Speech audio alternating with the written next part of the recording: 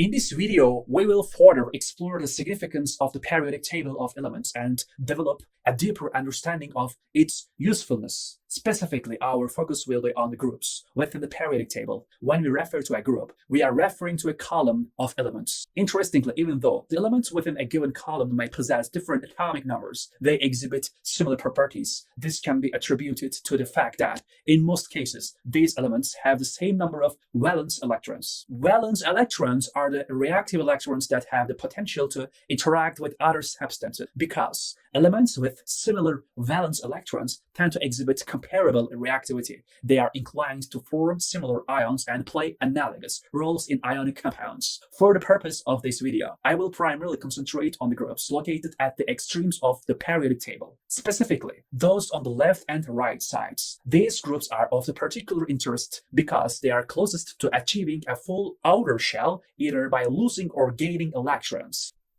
Let's take a moment to review what it means to have a full outer shell. Generally, we refer to the Oclet rule. This states that for the second, third, fourth, fifth, and subsequent shells, an outer shell is considered full when it contains 8 electrons. However, there is a significant exception to this rule for this shell, which is considered full with just 2 electrons. This is why helium, despite having only 2, is highly stable. The most notable examples supporting the Oclet rule are the elements in group 18, also known as the noble gases. These noble gases are referred to such as because they are extremely unreactive and content with their current state. They prefer not to interact with other elements. The reason behind their low reactivity is that all noble gases possess full outer shells. In the case of helium, its outer shells corresponds to the first shell, which is completely filled. If we move one group to the left of the noble gases, we encounter the halogens. The halogens possess 7 valence electrons, meaning they are only 1 electron away from attaining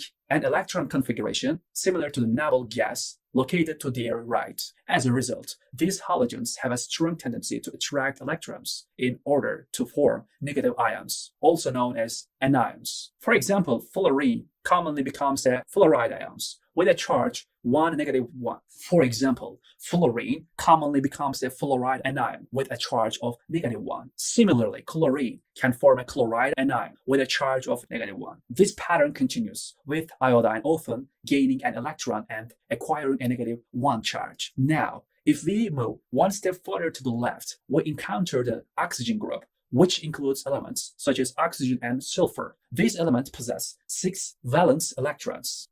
Similarly, when we examine the group containing elements with 1 valence electron, particularly the alkali metals highlighted in red, it is much easier for them to lose that single electron and achieve a complete outer shell, rather than trying to gain 7 more electrons. Hydrogen, on the other hand, is a slight exception because it only needs to gain 1 electron to achieve a full outer shell. Similar to helium, hydrogen, on the other hand, is a slight exception because it only needs to gain 1 electron to achieve a full outer shell. Similar to helium, hydrogen can either lose electron and end up with no electrons or gain 1 electron to attain a complete outer shell. In the context of ionic compounds, the alkali metals prove to be particularly fascinating participants due to their behavior. As you can imagine, for the group 1 elements, their stability is achieved by giving away an electron. Thus, it is highly likely to observe them as having given away an electron and carrying a +1 charge. For instance, you'll frequently encounter lithium ions with a +1 charge, sodium ions with a +1 charge, and potassium ions with a +1 charge. This pattern holds true for all the elements in group 1. Now, let's consider also known as the alkaline earth metals. Similarly,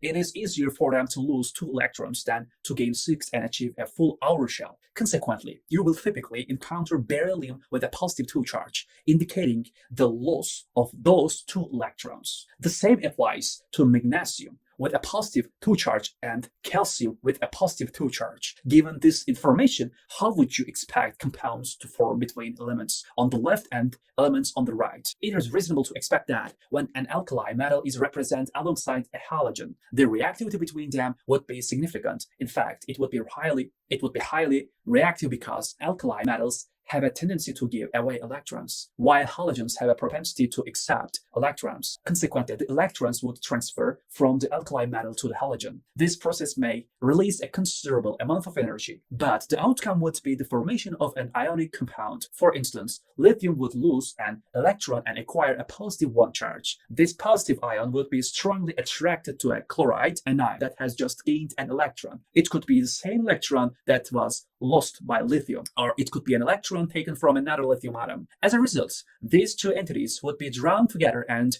can be lithium chloride. All the alkali metals have the potential to participate in such ionic compounds similar to lithium. Hence, it is common to observe compounds like sodium chloride and potassium chloride, with sodium chloride being known as table salt, and so on and so forth. Conversely, fluorine, bromine, or iodine can fulfill a similar role to chlorine. This means that compounds like sodium iodide or potassium iodide can be formed. In these cases, the alkali metal would have denoted an electron, while the halogen would have accepted an electron, leading to their attraction and the formation of ionic compounds. Now let's consider the ionic compounds that can be formed with the group 2 elements. Take calcium, for instance. It is not unlikely for calcium to lose 2 electrons in order to achieve a stable outer shell, resembling the electron configuration of argon. By losing 2 electrons, calcium acquires a positive 2 charge. These 2 lost electrons could potentially be acquired by 2 iodine atoms, each gaining a negative 1 charge. Thus, when combining 1 calcium atom with 2 iodine atoms, we obtain calcium iodide, which represents an example of an ionic compound. In summary, we group 2 elements, such as calcium, have the capability to lose 2 electrons, resulting in a positive charge, while halogens like iodine can accept electrons and